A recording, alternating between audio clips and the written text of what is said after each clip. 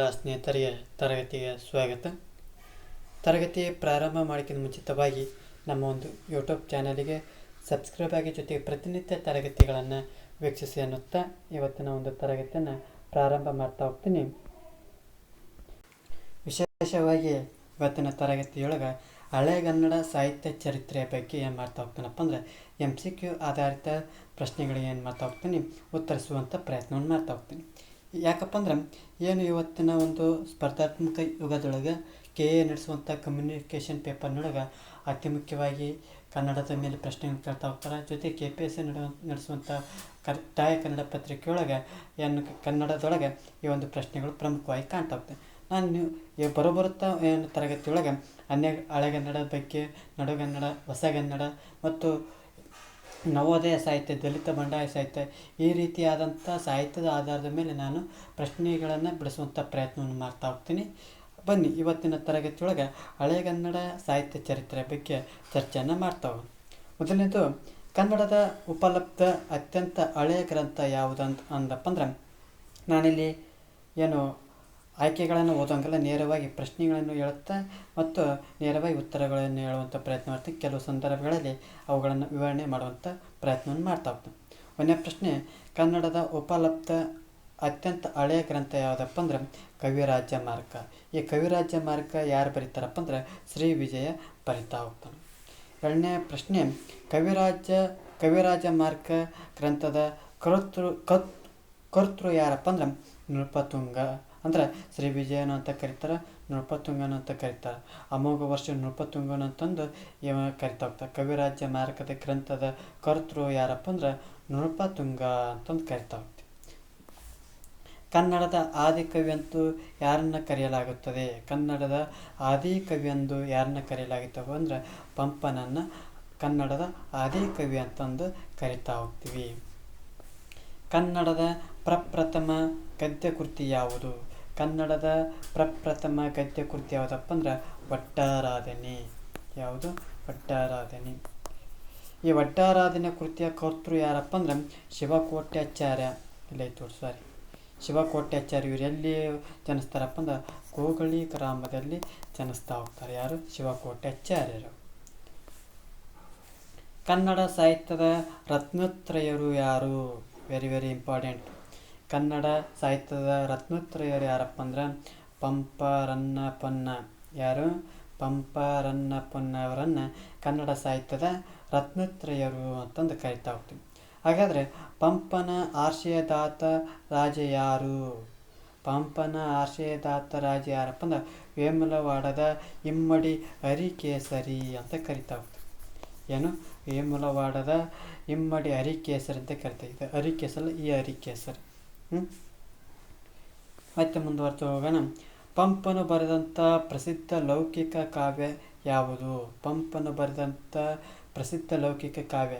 ಈ ಕಾವ್ಯದೊಳಗೆ ಎರಡು ರೀತಿ ಬರ್ತಾ ಹೋಗ್ತಾವೆ, ಲೌಕಿಕ ಕಾವ್ಯ ಮತ್ತು ಅಲೌಕಿಕ ಕಾವ್ಯ ಅಂತ ಕರಿತಾ ಹೋಗ್ತೇವೆ.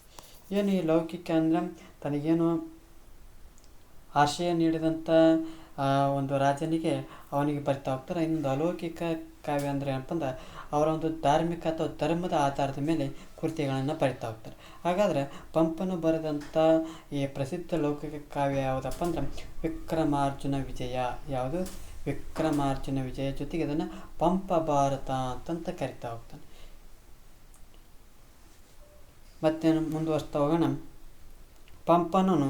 ಪಂಪನ ಜೀವನ ಸಮಯದ ಧಾರ್ಮಿಕ ಕಾವ್ಯ ಯಾವುದು? ಯಾವುದು? ಜೀವನ ಸಮಯದ ಧಾರ್ಮಿಕ ಅಂದ್ರೆ ಅಲೌಕಿಕ ಕಾವ್ಯ ಯಾವುದಪ್ಪ ಅಂದ್ರೆ ಆದಿಪುರಾಣ. ಪಂಪನ ಎರಡು ಕೃತಿಗಳು ಯಾವುದು? ಆದಿಪುರಾಣ ಒಂದು, ವಿಕ್ರಮಾರ್ಜುನ ವಿಜಯ ಒಂದು. ಎಷ್ಟು ಕೃತಿಗಳು? ಎರಡು ಕೃತಿಗಳು. ರನ್ನನ ಆಶ್ರಯದಾತ ರಾಜ ಯಾರು? ರನ್ನನ ಆಶ್ರಯದಾತ ಯಾರು? ತೈಲಪ ಮಹಾರಾಜ ಮತ್ತು ಸತ್ತಾಶ್ರಯ ಇರುವ ಬೆಡಂಗ. ನೇರವಾಗಿ ಈ ಒಂದು ಆಪ್ಷನ್ ಕೊಟ್ಟಿದ್ರೆ ನೇರವಾಗಿ ಆನ್ಸರ್ ಆಗ್ತೈತಿ. ಏನು? ಸತ್ತಾಶ್ರಯ ಇರುವ ಬೆಡಂಗ. ಜೊತೆಗೆ ಈ ಹರಿಕೇಸರಿ ಒಳಗೆ ಯಾರಿದ್ರು? ಪಂಪ ಇದ್ದ. ಇಲ್ಲಿ ರನ್ನ ಇರ್ತಾ ಹೋಗ್ತಾನ. ಒಂದನೇ ಅಮೋಘ ವರ್ಷ ಶ್ರೀ ವಿಜಯ. ಹಾಗಾದ್ರೆ ರನ್ನನ ಒಂದು ಪ್ರಸಿದ್ಧ ವೀರರಸ ಪ್ರಧಾನವಾದಂಥ ಕಾವ್ಯ ಯಾವುದಪ್ಪ ಅಂದ್ರೆ ಸಾಹಸ ಭೀಮ ವಿಜಯಂ. ಇದನ್ನು ಗದಾಯುದ್ಧ ಅಂತಂದು ಕರಿತಾ ಹೋಗ್ತೇವೆ.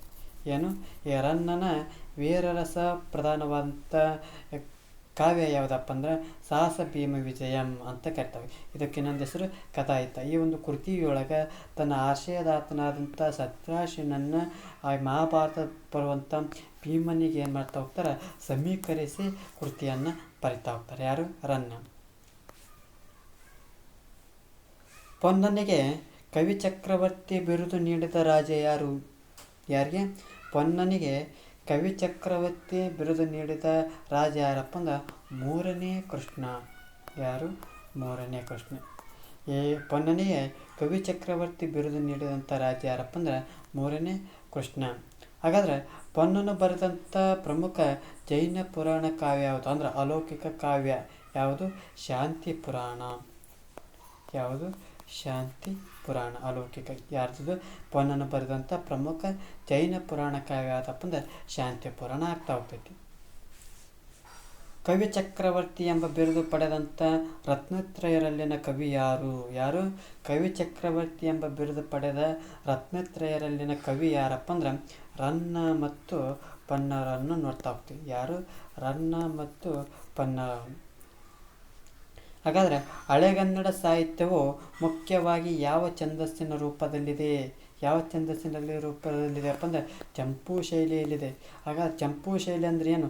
ಗದ್ಯ ಮತ್ತು ಪದ್ಯಗಳ ಒಂದು ಮಿಶ್ರಿತವನ್ನು ಎಂತ ಕರಿತಪ್ಪ ಅಂದ್ರೆ ಚಂಪೂ ಅಂತ ಕರಿತೇವೆ. ಅಂದ್ರೆ ಈ ಕಡೆ ಗದ್ಯನೂ ಇರ್ತೈತಿ, ಈ ಕಡೆ ಪದ್ಯ. ಅಂದ್ರೆ ಗದ್ಯ ಮತ್ತು ಪದ್ಯಗಳ ಒಂದು ಸಮ್ಮಿಶ್ರಣವನ್ನು ಚಂಪೂ ಶೈಲಿ ಅಂತಂದು ಕರಿತಾ ಹೋಗ್ತೀವಿ.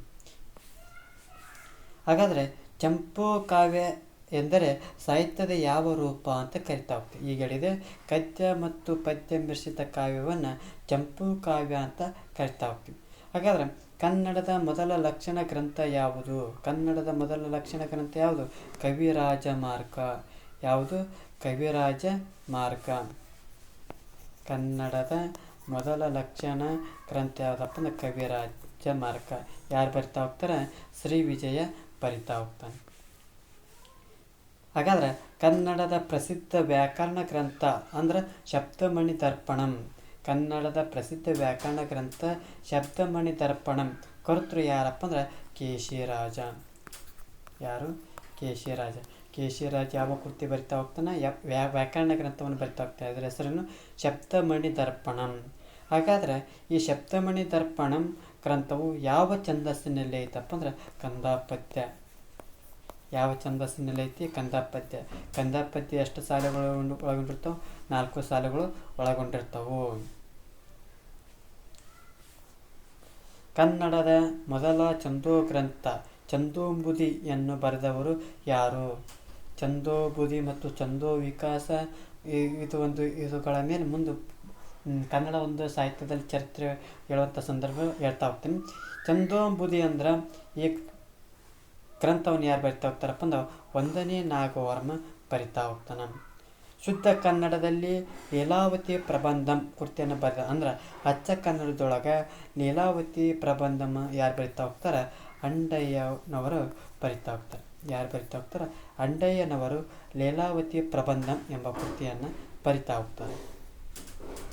ಹಾಗಾದರೆ ಅಂಡಯ್ಯನ ಲೀಲಾವತಿ ಪ್ರಬಂಧಂ ಕಾವ್ಯದ ಒಂದು ವಿಶೇಷತೆ ಏನು ಅಂತ ನೋಡೋದಾದ್ರೆ ಅಂದ್ರೆ ಅಂಡಯ್ಯನ ಲೀಲಾವತಿ ಪ್ರಬಂಧಂ ಈ ಕಾವ್ಯದ ಒಂದು ವಿಶೇಷತೆ ಏನಪ್ಪ ಅಂದ್ರೆ ಇದು ಸಂಪೂರ್ಣ ಸಂಸ್ಕೃತ ಪದಮುಕ್ತ ಅಂದ್ರೆ ಒಟ್ಟಾರೆಯಾಗಿ ಹೇಳೋದ್ರಿಂದ ಅಚ್ಚ ಕನ್ನಡದಲ್ಲಿ ಒಳಗೊಂಡಿರುವಂಥ ಕಾವ್ಯ ಆಗ್ತೈತಿ. ಇಲ್ಲಿ ಯಾವುದೇ ರೀತಿಯ ಸಂಸ್ಕೃತ ಪದಗಳು ಈ ಒಂದು ಕಾವ್ಯದೊಳಗೆ ನೋಡೋಂಗಿಲ್ಲ. ಹಾಗಾಗಿ ಕನ್ನಡದ ಅಚ್ಚ ಕನ್ನಡದ ಒಂದು ಲೀಲಾವತಿ ಪ್ರಬಂಧಂ ಯಾರು ಬರಿತಾ ಹೋಗ್ತಾರೆ? ಅಂಡಯ್ಯನವರು ಬರಿತಾ ಹೋಗ್ತಾರೆ. ಕನ್ನಡ ಸಾಹಿತ್ಯದಲ್ಲಿ ಯುಗ ಪ್ರವರ್ತಕ ಆದಿಕವಿ ಎಂದು ಯಾರನ್ನ ಕರಿತಾ ಹೋಗ್ತಾರೆ? ಯಾರನ್ನ ಕರಿತಾ ಹೋಗ್ತಾರೆ? ಕನ್ನಡದ ಆದಿಕವಿ ಪಂಪ ಅಂತ ಕರಿತಾ ಹೋಗ್ತೀವಿ. ಪಂಪನ 2 ಕೃತಿಗಳು ಆದಿ ಪುರಾಣ ಮತ್ತು ವಿಕ್ರಮಾರ್ಜುನ ವಿಜಯ. ಇವನಿಗೆ ಆಶ್ರಯ ನೀಡಿದವರು ಯಾರು? ಯಾರು? ಇಮ್ಮಡಿ ಹರಿಕೇಸರಿ. ಧರ್ಮಾಮೃತ ಎಂಬ ನೀತಿ ಪ್ರಧಾನ ಚಂಪೂ ಕೃತಿಯನ್ನು ಬರೆದಂಥ ಕವಿ ಯಾರು? ನಯಸೇನ. ನಯಸೇನ ಯಾವ ಕೃತಿ ಬರಿತಾ ಹೋಗ್ತಾನೆ? ಧರ್ಮಾಮೃತ. ಅಂದರೆ ಈ ಒಂದು ಕೃತಿಯು ನೀತಿ ಪ್ರಧಾನವಾದಂಥ ಚಂಪು ಶೈಲಿಯಲ್ಲಿ ಕಂಡು ಬರ್ತಾ ಹೋಗ್ತೈತಿ. ಮತ್ತೆ ಮುಂದುವರೆದು ನೋಡ್ತಾ ಹೋಗೋಣ. ಕನ್ನಡದ ಪ್ರಸಿದ್ಧ ಶೃಂಗಾರ ಮತ್ತು ಕರುಣಾರಸದ ಕಾವ್ಯ ಯಶೋಧರ ಚರಿತೆಯನ್ನು ಬರೆದವರು ಯಾರು? ಇದು ಯಾವ ಒಂದು ರಸದ ಒಂದು ಕಾವ್ಯಪ್ಪ ಅಂದ್ರೆ ಶೃಂಗಾರ ಮತ್ತು ಕರುಣರಸದ ಒಂದು ಕಾವ್ಯದಲ್ಲಿ ಯಶೋಧರ ಚರಿತೆಯನ್ನು ಬರಿತಾ ಹೋಗ್ತಾರೆ. ಯಾರಪ್ಪ ಅಂದ್ರೆ ಚೆನ್ನನು ಯಶೋಧರ ಚರಿತೆಯನ್ನು ಬರಿತಾ ಹೋಗ್ತಾನೆ. ಚೆನ್ನ ಕವಿಗೆ ಕವಿ ಚಕ್ರವರ್ತಿ ಬಿರುದು ಕೊಟ್ಟಂಥ ಹೊಯ್ಸಳ ರಾಜ ಯಾರು? ಯಾರಿಗೆ? ಚೆನ್ನ ಕವಿಗೆ ಕವಿ ಚಕ್ರವರ್ತಿ ಬಿರುದು ಕೊಟ್ಟಂಥ ಹೊಯ್ಸಳ ರಾಜ ಯಾರಪ್ಪ ಅಂದ್ರೆ ಎರಡನೇ ಬಲ್ಲಾಳ. ಯಾರು? ಎರಡನೇ ಬಲ್ಲಾಳನು ಚೆನ್ನನಿಗೆ ಏನು ಮಾಡ್ತಾ ಹೋಗ್ತಾನೆ? ಕವಿ ಚಕ್ರವರ್ತಿ ಬಿರುದನ್ನು ಕೊಡ್ತಾ ಹೋಗ್ತಾನೆ. ಹಾಗಾದ್ರೆ ಚಾವುಂಡರಾಯ ಬರೆದಂಥ ಚಾವುಂಡರಾಯ ಪುರಾಣ, ಇದರ ಇನ್ನೊಂದು ಹೆಸರೇನು? ಚಾವುಂಡರಾಯ ಪುರಾಣ ಅಂದ್ರೆ ಏನು ಗೋಳಗುಮ್ಮಟವನ್ನು ನಿರ್ಮಾಣ ಯಾರು ಮಾಡ್ತಾರಪ್ಪ? ಚಾವುಂಡರಾಯನ ನಿರ್ಮಾಣ ಮಾಡ್ತಾನೆ. ಇವನು ಬರಿತಾ ಹೋಗ್ತೀನಿ. ಏನು ಚಾವುಂಡರಾಯನ ಪುರಾಣದ ಇನ್ನೊಂದು ಹೆಸರು ಏನಪ್ಪ ಅಂದ್ರೆ ತ್ರಿಷಷ್ಟಿ ಲಕ್ಷಣ ಮಹಾಪುರಾಣ. ಅಂದ್ರೆ ಈ ಒಂದು ಕೃತಿಯೊಳಗೆ ಜೈನ ಧರ್ಮದ ತೀರ್ಥಂಕರ ಬಗ್ಗೆ ಏನು ಮಾಡ್ತಾ ಹೋಗ್ತೈತಿ? ಉಲ್ಲೇಖವನ್ನು ಮತ್ತು ಅವ್ರ ಬಗ್ಗೆಯನ್ನು ತಿಳಿಸ್ತಾ ಹೋಗ್ತೈತಿ. ಯಾವುದು? ಚಾವುಂಡರಾಯ ಪುರಾಣ. ಈ ಚಾವುಂಡರಾಯ ಪುರಾಣದ ಇನ್ನೊಂದು ಹೆಸರು ತ್ರಿಷಷ್ಟಿ ಲಕ್ಷಣ ಮಹಾಪುರಾಣ ಅಂತಂದು ಕರಿತಾ ಹೋಗ್ತೀವಿ. ಶ್ರವಣ ಬೆಳಗೊಳದ ಗೊಮ್ಮಟೇಶ್ವರ ಮೂರ್ತಿಯನ್ನು ಕೆತ್ತಿಸಿದ ಗಂಗರ ಮಂತ್ರಿ ಯಾರು? ಚಾವುಂಡರಾಯ. ಈಗಿನ ಹೇಳಿದೆ. ಈ ಗೊಮ್ಮಟೇಶ್ವರ ಮೂರ್ತಿಯನ್ನು ಯಾರು ಕೆತ್ತಿಸ್ತಾರಪ್ಪ? ಚಾವುಂಡರಾಯ. ಹಾಗಾದ್ರೆ ಇವನೇನು ಮಂತ್ರಿ ಆಗಿರ್ತಾನೆ. ಹಾಗಾದರೆ ಯಾರ ಕಾಲದ ಮಂತ್ರಿ ಅಪ್ಪ ಅಂದ್ರೆ ರಾಜಮಲ್ಲನ ಕಾಲದೊಳಗೆ ಇವ ಏನಾಗಿರ್ತಾನ? ಮಂತ್ರಿ ಆಗಿರ್ತಾನ. ಕನ್ನಡ ಸಾಹಿತ್ಯದಲ್ಲಿ ಮೊದಲ ಬಾರಿಗೆ ವೈಷ್ಣವ ಧರ್ಮದ ಚಂಪೂ ಕಾವ್ಯ ಜಗನ್ನಾಥ ವಿಜಯ ಬರೆದವರು ಯಾರು? ಅಂದ್ರೆ ಕನ್ನಡ ಸಾಹಿತ್ಯದಲ್ಲಿ ಮೊದಲ ಬಾರಿಗೆ ವೈಷ್ಣವ ಧರ್ಮದ ಚಂಪೂ ಕಾವ್ಯ ಯಾರು ಬರೀತಾರಪ್ಪ ಅಂದ್ರೆ ಜಗನ್ನಾಥ ವಿಜಯ. ಯಾವುದು? ಜಗನ್ನಾಥ ವಿಜಯವನ್ನು ಯಾರು ಬರೀತಾರಪ್ಪ ಅಂದ್ರೆ ರುದ್ರಭಟ. ಏನು ಈ ವಿಶೇಷತೆ ಐತಪ್ಪ ಅಂದ್ರೆ ಮೊದಲ ಬಾರಿಗೆ ವೈಷ್ಣವ ಧರ್ಮದ ಒಂದು ಚಂಪೂ ಕಾವ್ಯ ಆಗ್ತೈತಿ. ಯಾವುದು? ಜಗನ್ನಾಥ ವಿಜಯ. ಯಾರು ಬರಿತಾ ಹೋಗ್ತಾರೆ? ರುದ್ರಭಟ ಬರಿತಾ ಹೋಗ್ತಾನ. ಹಾಗಾದ್ರೆ ರುದ್ರಭಟನ ಜಗನ್ನಾಥ ವಿಜಯ ಕಾವ್ಯದ ಕಥಾವಸ್ತು ಯಾರಿಗೆ ಸಂಬಂಧಿಸಿದೆ? ಯಾರಿಗೆ ಸಂಬಂಧಿಸಿದಪ್ಪ ಅಂದ್ರೆ ಶ್ರೀಕೃಷ್ಣನಿಗೆ ಸಂಬಂಧಿಸಿದೆ. ಏನು ಈ ಪ್ರಪ್ರಥಮ ವೈಷ್ಣವ ಚಂಪೂ ಶೈಲಿಯ ಕೃತಿಯಾದಂಥ ಜಗನ್ನಾಥ ವಿಜಯ ಈ ಕಾವ್ಯದ ಒಂದು ಕಥಾವಸ್ತು ಯಾರಿಗೆ ಸಂಬಂಧಿಸಿದಪ್ಪ ಅಂದ್ರೆ ಶ್ರೀಕೃಷ್ಣನಿಗೆ ಸಂಬಂಧಿಸೋದು ಕಂಡು ಬರ್ತಾ ಹೋಗ್ತೈತಿ. ಹಾಗಾದರೆ ಪಂಪನ ಕಾವ್ಯದಲ್ಲಿ ಅರ್ಜುನನನ್ನು ಯಾರಿಗೆ ಹೋಲಿಸಿ ಕಾವ್ಯ ರಚಿಸಲಾಗಿದೆ? ಪಂಪನ ಆಶ್ರಯದಾತ ಯಾರು? ಹರಿಕೇಸರಿ. ಹರಿಕೇಸರಿಗೆ ಏನು ಮಾಡ್ತಾ ಹೋಗ್ತಾರೆ? ಈ ಅರ್ಜುನನನ್ನು ಹೋಲಿಕೆ ಮಾಡ್ತಾ ಹೋಗ್ತಾರೆ. ಯಾವ ಕೃತಿಯೊಳಗೆ? ವಿಕ್ರಮಾರ್ಜುನ ವಿಜಯ ಒಂದು ಕೃತಿಯೊಳಗೆ ಏನು ಯಾರಿಗೆ ಹೋಲಿಸ್ತಾ ಹೋಗ್ತಾರೆ? ಹರಿಕೇಸರಿಗೆ ಹೋಲಿಸಿ ಕಾವ್ಯವನ್ನು ರಚನೆ ಮಾಡ್ತಾ ಹೋಗ್ತಾರೆ. ಹಾಗಾದರೆ ರನ್ನನ ಒಂದು ಗದಾ ಯುದ್ಧದಲ್ಲಿ ಭೀಮನನ್ನು ಯಾರಿಗೆ ಹೋಲಿಸಲಾಗಿದೆ? ಅದೇ ರೀತಿ ಏನು ಈಗ ಹೇಳಿದಲ್ಲ ರನ್ನನ ಒಂದು ಆಶ್ರಯದಾತ ಯಾರು? ಸಪ್ತಾಶ್ರಯ. ಈ ಸಪ್ತಾಶ್ರಯಿಗೆ ಏನು ಮಾಡ್ತಾ ಹೋಗ್ತಾರೆ? ಸಾಹಸ ಭೀಮ ಎಂಬ ಕೃತಿಯೊಳಗೆ ಈ ಏನು ಸಪ್ತಾಶ್ರಯನಿಗೆ ಭೀಮನಿಗೆ ಹೋಲಿಕೆಯನ್ನು ಮಾಡಿ ಹೇಳ್ತಾ ಹೋಗ್ತಾರೆ. ಮತ್ತೆ ಮುಂದುವರೆದು ನೋಡ್ತಾ ಹೋಗೋಣ. ಮಲ್ಲಿನಾಥ ಪುರಾಣ ಮತ್ತು ಹರಿಶ್ಚಂದ್ರ ಕಾವ್ಯಗಳನ್ನು ಬರೆದಂಥ ಕವಿ ಯಾರು? ಯಾರು? ಮಲ್ಲಿನಾಥ ಪುರಾಣ ಮತ್ತು ಹರಿಶ್ಚಂದ್ರ ಕಾವ್ಯಗಳನ್ನು ಬರೆದಂಥ ಕವಿ ಯಾರಪ್ಪ ಅಂದ್ರೆ ರಾಘವಾಂಕ. ಯಾರು? ರಾಘವಾಂಕ. ಈ ಹರಿಶ್ಚಂದ್ರ ಕಾವ್ಯ ಷಟ್ಪದಿಯೊಳಗೆ ನೋಡ್ತಾ ಹೋಗ್ತೀವಿ. ಈ ರಾಘವಾಂಕನ ಆದರೆ ಈ ರಾಘವಾಂಕನನ್ನು ಎಂತ ಕರಿತಪ್ಪ ಅಂದ್ರೆ ಹಳೆಗನ್ನಡ ಮತ್ತು ನಡುಗನ್ನಡ ಸಂಕ್ರಮಣ ಕಾಲದವನು ಅಂತ ಹೇಳ್ತಾ ಹೋಗ್ತೀವಿ. ಯಾವ ಕಾಲದವನು? ಹಳೆಗನ್ನಡ ಮತ್ತು ನಡುಗನ್ನಡ ಸಂಕ್ರಮಣ ಕಾಲದವನು. ಯಾವುದು? ಈ ಒಂದು ಹರಿಶ್ಚಂದ್ರ ಕಾವ್ಯವು ಷಟ್ಪದಿಯೊಳಗೆ ನೋಡ್ತಾ ಹೋಗ್ತೀವಿ. ಈ ಷಟ್ಪದಿಯೊಳಗೆ ಎಷ್ಟು ಸಾಲುಗಳು ಕಂಡು ಬರ್ತಾವಪ್ಪ ಅಂದ್ರೆ 6 ಸಾಲುಗಳು ಕಂಡು ಬರ್ತಾ ಹೋಗ್ತವೆ. ಈ ಷಟ್ಪದಿಯೊಳಗೆ ವಿಧಗಳು ನೋಡ್ತಾ ಹೋಗ್ತೀವಿ. ಶರ ಷಟ್ಪದಿ, ಕುಸುಮ ಷಟ್ಪದಿ, ಭೋಗ ಷಟ್ಪದಿ, ಭಾಮಿನಿ ಷಟ್ಪದಿ, ವಾರ್ತಕ ಷಟ್ಪದಿ ಮತ್ತು ಪರಿವರ್ತಿನಿ ಷಟ್ಪದಿಯನ್ನು ನೋಡ್ತಾ ಹೋಗ್ತೀವಿ. ಇವುಗಳನ್ನ ವ್ಯಾಕರಣದಲ್ಲಿ ಚರ್ಚೆಯನ್ನು ಮಾಡ್ತಾ ಹೋಗಿದ್ದೀನಿ. ಕನ್ನಡದ ಮೊದಲ ವೈದ್ಯಕೀಯ ಗ್ರಂಥ ಅಂದ್ರೆ ಗಜಶಾಸ್ತ್ರ ಅಥವಾ ಅಶ್ವಶಾಸ್ತ್ರ ಬರೆದಂಥ ಗಂಗರಾಜ ಯಾರು? ಅಂದ್ರೆ ಈ ಕನ್ನಡದ ಮೊದಲ ವೈದ್ಯಕೀಯ ಗ್ರಂಥ ಗಜಶಾಸ್ತ್ರ ಅಥವಾ ಅಶ್ವಶಾಸ್ತ್ರ ಅಂತ ಕರಿತಾ ಹೋಗ್ತೀವಿ. ಈ ಬರೆದಂಥ ಗಂಗರಾಜ ಯಾರಪ್ಪ ಅಂದ್ರೆ ದುರ್ವಿನಿತ. ಈ ದುರ್ವಿನತಕ್ಕೆ ಇನ್ನೊಂದು ಹೆಸರು ಏನಪ್ಪ ಅಂದ್ರೆ ಶಿವಮಾರ. ಯಾವುದು? ಶಿವಮಾರ. ಏನು ಬರಿತಾ ಹೋಗ್ತಾನಪ್ಪ ಅಂದ್ರೆ ಕನ್ನಡದ ಮೊದಲ ವೈದ್ಯಕೀಯ ಗ್ರಂಥ ಅಂದ್ರೆ ಗಜಶಾಸ್ತ್ರವನ್ನು ಬರಿತಾ ಹೋಗ್ತಾನೆ. ಕಾವ್ಯಾವಲೋಕನ ಮತ್ತು ಕರ್ನಾಟಕ ಭಾಷಾಭೂಷಣ. ಯಾವುದು? ಕಾವ್ಯಾವಲೋಕನ ಮತ್ತು ಕರ್ನಾಟಕ ಭಾಷಾಭೂಷಣ ಎಂಬ ವ್ಯಾಕರಣ ಗ್ರಂಥಗಳನ್ನು ಬರೆದವರು ಯಾರಪ್ಪ ಅಂದರೆ ಎರಡನೇ ನಾಗವರ್ಮ. ಯಾರು? ಎರಡನೇ ನಾಗವರ್ಮ. ಯಾರು? ಕಾವ್ಯಾವಲೋಕನ ಮತ್ತು ಕರ್ನಾಟಕ ಭಾಷಾಭೂಷಣ ಮತ್ತು ಚಂದೋಂಬುದಿ ಅಂತ ಕೃತಿಗಳನ್ನು ಬರಿತಾ ಹೋಗ್ತಾನೆ. ಯಾರು? ಈ ಎರಡನೇ ನಾಗವರ್ಮ ಬರಿತಾ ಹೋಗ್ತಾನೆ. ಹಾಗಾದ್ರೆ ಕವಿರಾಜ ಮಾರ್ಗದಲ್ಲಿ ಕನ್ನಡ ನಾಡಿನ ಗಡಿಯನ್ನು ಹೇಗೆ ಗುರುತಿಸಲಾಗಿದೆ ಅಂದ್ರೆ ಕವಿರಾಜ ಮಾರ್ಗದಲ್ಲಿ ಕನ್ನಡ ನಾಡಿನ ಒಂದು ಗಡಿಯನ್ನು ಎಲ್ಲಿಯನ್ನು ತಿಳಿಸ್ತಾ ಹೋಗ್ತೈತೆ.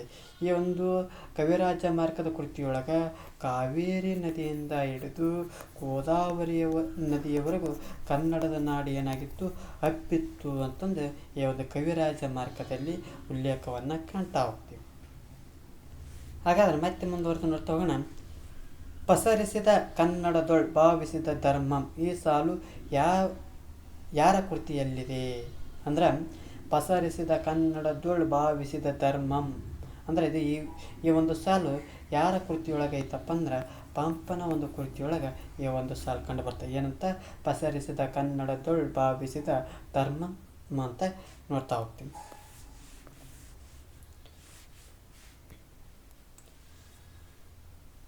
ಕುರಿಧ್ವಜೆಯಂ ಕಾವ್ಯ ಪ್ರಯೋಗ ಪರಿಣಿತ ಮತಿಗಳ್ ಎಂದು ಕನ್ನಡಿಗರನ್ನು ಕೊಂಡಾಡಿದಂಥ ಗ್ರಂಥ ಯಾವುದು? ಕವಿರಾಜ ಮಾರ್ಗ.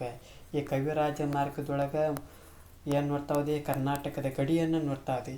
ಇನ್ನೊಂದು ಏನು ನೋಡ್ತಾ ಹೋಗ್ತಪ್ಪ ಅಂದ್ರೆ ಕುರಿಧ್ವಜೆಯಂ ಕಾವ್ಯ ಪ್ರಯೋಗ ಪರಿಣಿತ ಮತಿಗಳು ಎಂದು ಕನ್ನಡಿಗರನ್ನು ಕೊಂಡಾಡಿರುವಂಥ ಗ್ರಂಥ ಯಾವುದಪ್ಪ ಅಂದ್ರೆ ಕವಿರಾಜ ಮಾರ್ಗವನ್ನು ನೋಡ್ತಾ ಹೋಗ್ತೀವಿ.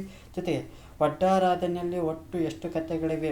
ಶಿವಕೋಟ್ಯಾಚಾರ್ಯ ಬರೆದಿರುವಂಥ ಒಡ್ಡಾರಾಧನೆಯೊಳಗೆ 19 ಕಥೆಗಳನ್ನು ನೋಡ್ತಾ ಹೋಗ್ತೀವಿ. ಈ 19 ಕಥೆಗಳು ಯಾವ ಇದು ಜೈನರಿಗೆ ಸಂಬಂಧಿಸಿರುವಂಥ ಕಥೆಗಳು ಆಗ್ತಾ ಹೋಗ್ತಾವೆ. ಹಾಗಾದ್ರೆ ಕನ್ನಡ ಸಾಹಿತ್ಯದ ಅತ್ಯಂತ ಪ್ರಾಚೀನ ಶಾಸನ ಯಾವುದು? ಹಲ್ಮಿಡಿ ಶಾಸನ. ಯಾವ ಶಾಸನ? ಹಲ್ಮಿಡಿ ಶಾಸನ. ಅದೇ ರೀತಿ ಕನ್ನಡದ ಪ್ರಥಮ ಸಂಸ್ಕೃತ ಶಾಸನ ಯಾವುದಪ್ಪ ಅಂದ್ರೆ ತಾಳಗುಂದ ಶಾಸನ. ಸಂಸ್ಕೃತದ ಪ್ರಥಮ ಶಾಸನ ಯಾವುದಪ್ಪ ಅಂದ್ರೆ ತಾಳಗುಂದ ಶಾಸನ. ಹಾಗಾದ್ರೆ ಹಲ್ಮಿಡಿ ಶಾಸನದ ಕಾಲ ಯಾವುದೆಂದು ಅಂದಾಜಿಸಲಾಗಿದೆ? ಕ್ರಿಸ್ತ ಶಕ 450ರ ಒಂದು ಅವಧಿಯೊಳಗೆ ಈ ಒಂದು ಶಾಸನವನ್ನು ಅಂದಾಜು ಮಾಡ್ತಾ ಹೋಗ್ತಾರೆ. 450 ಯಾವ ಶಾಸನದ ಕಾಲಪ್ಪ ಅಂದ್ರೆ ಹಲ್ಮಿಡಿ ಶಾಸನದ ಕಾಲ ಆಗ್ತಾ ಹೋಗ್ತೈತಿ. ತ್ರಿಪದಿ ಛಂದಸ್ಸಿನ ಮೊದಲ ಪ್ರಯೋಗ ಕಂಡುಬರುವಂಥ ಪ್ರಸಿದ್ಧ ಶಾಸನ ಯಾವುದು? ತ್ರಿಪದಿ ಛಂದಸ್ಸಿನ ಮೊದಲ ಪ್ರಯೋಗ ಕಂಡುಬರುವಂಥ ಪ್ರಸಿದ್ಧ ಶಾಸನ ಯಾವುದಪ್ಪ ಅಂದ್ರೆ ಬಾದಾಮಿ ಶಾಸನ.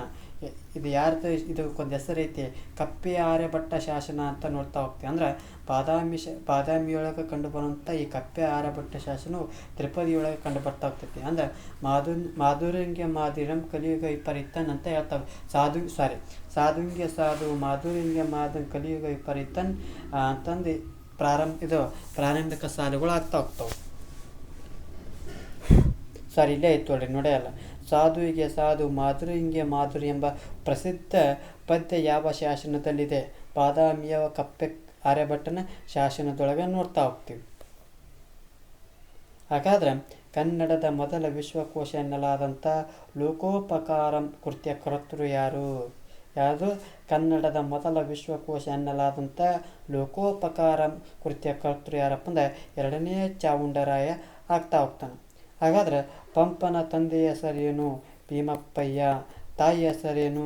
ಅಪ್ಪಣ್ಣಪ್ಪೆ. ಯಾರು? ಪಂಪನ ತಂದೆಯ ಹೆಸರೇನು? ಭೀಮಪ್ಪಯ್ಯ. ತಾಯಿಯ ಹೆಸರೇನು? ಅಪ್ಪಣ್ಣಪ್ಪೆ.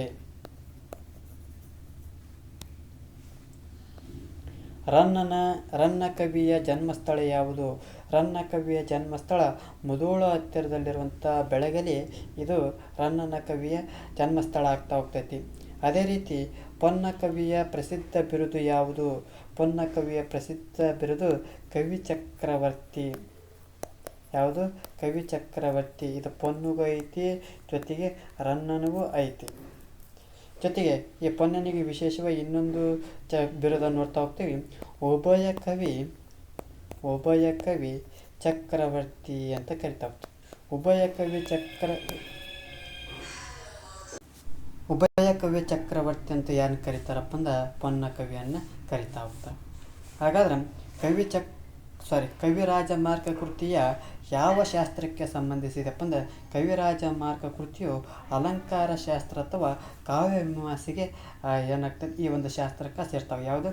ಕವಿರಾಜಮಾರ್ಗ ಕೃತಿಯು ಅಲಂಕಾರ ಶಾಸ್ತ್ರಕ್ಕೆ ಅಥವಾ ಕಾವ್ಯ ಮೀಮಾಂಸೆಗೆ ಸೇರುವಂಥ ಶಾಸ್ತ್ರಕ್ಕೆ ಆಗ್ತವೆ. ಈ ಕೇಶಿರಾಜನು ಬರೆದಂಥ ಸಪ್ತಮಣಿ ದರ್ಪಣದಲ್ಲಿ ಒಟ್ಟು ಎಷ್ಟು ಅಧ್ಯಾಯಗಳಿವೆ? ಅಧ್ಯಾಯ ಅನ್ನೋಕ್ಕಿಂತ ಪ್ರಕರಣಗಳು ಎಷ್ಟಿವೆ ಅಂತ ಕೇಳ್ತಾ ಹೋಗ್ತಾನೆ. ಈ ಒಂದು ಕೇಶಿರಾಜನು ಬರೆದಂಥ ಸಪ್ತಮಣಿ ದರ್ಪಣದಲ್ಲಿ 8 ಪ್ರಕರಣಗಳನ್ನು ಕಾಣ್ತಾ ಹೋಗ್ತೀವಿ. ಕೊನೆಯ ಪ್ರಶ್ನೆ ಆಗ್ತಾ ಹೋಗ್ತೈತಿ. ಹಳೆಗನ್ನಡದಲ್ಲಿ ಕ್ರಿಯಾಪದದ ಕೊನೆಯಲ್ಲಿ ಬರುವಂಥ ಪ್ರತ್ಯಯಗಳನ್ನು ಏನಂತ ಕರೀತಾರೆ? ಅಂದರೆ ಈ ಹಳೆಗನ್ನಡದಲ್ಲಿ ಕ್ರಿಯಾಪದದ ಕೊನೆಯಲ್ಲಿ ಬರುವಂಥ ಪ್ರತ್ಯಯಗಳನ್ನು ಏನಂತ ಕರಿತಾವಪ್ಪ ಅಂದ್ರೆ ಅಖ್ಯಾತ ಪ್ರತ್ಯಯಗಳು ಅಂತ ಕರೀತಾರೆ. ಯಾವುದು? ಅಖ್ಯಾತ ಪ್ರತ್ಯಯಗಳು ಎಲ್ಲಿ ಕರಿತಾವಪ್ಪ ಅಂದ್ರೆ ಹಳೆಗನ್ನಡದಲ್ಲಿ ಕ್ರಿಯಾಪದದ ಕೊನೆಯಲ್ಲಿ ಬರುವಂಥ ಪ್ರತ್ಯಯಗಳನ್ನು ಏನಂತ ಕರಿತಾವಪ್ಪ ಅಂದ್ರೆ ಅಖ್ಯಾತ ಪ್ರತ್ಯಯಗಳು ಅಂತಂದು ಕರಿತಾವೆ. ಇದಿಷ್ಟೇನಪ್ಪ ಅಂದ್ರೆ ಹಳೆಗನ್ನಡದ ಒಂದು ಸಾಹಿತ್ಯದ ಬಗ್ಗೆ ಪ್ರಮುಖ 50 ಪ್ರಶ್ನೆಗಳ ಬಗ್ಗೆ ಚರ್ಚೆ ಮಾಡ್ತಾ ಹೋದ್ವಿ. ಇದೇ ರೀತಿ ಬರುವಂಥ ತರಗತಿಯೊಳಗೆ ಪ್ರತಿನಿತ್ಯ ಕೂಡ ಏನು ಮಾಡ್ತಾ ಹೋಗ್ತೀನಿ, ಈ ಒಂದು ಪ್ರಶ್ನೆಗಳಿಗೆ ಉತ್ತರಿಸುವಂಥ ಪ್ರಯತ್ನವನ್ನು ಮಾಡ್ತಾ ಹೋಗ್ತೀನಿ. ಈ ಒಂದು ತರಗತಿ ಇಷ್ಟ ಆಗಿತ್ತಪ್ಪ ಅಂದ್ರೆ ನಮ್ಮ ಒಂದು ಯೂಟ್ಯೂಬ್ ಚಾನಲ್ಗೆ ಸಬ್ಸ್ಕ್ರೈಬ್ ಆಗಿ, ಜೊತೆಗೆ ಈ ಒಂದು ತರಗತಿ ಇಷ್ಟ ಆಗಿತ್ತಪ್ಪ ಲೈಕ್ ಮಾಡಿ, ಇಲ್ಲದಿದ್ದರೆ ಡಿಸ್ಲೈಕ್ ಮಾಡಿ. ಏನಾದರೂ ದೋಷಗಳು ಮತ್ತು ನಿಮ್ಮ ಒಂದು ಅಭಿಪ್ರಾಯವನ್ನು ಕಮೆಂಟ್ ಬಾಕ್ಸ್ನ ಮೂಲಕ ತಿಳಿಸಿ ಅನ್ನುತ್ತಾ ಇವತ್ತಿನ ತರಗತಿಯನ್ನು ಮುಗಿಸ್ತಾ ಇದ್ದೀನಿ. ಎಲ್ಲರಿಗೂ ಧನ್ಯವಾದಗಳು.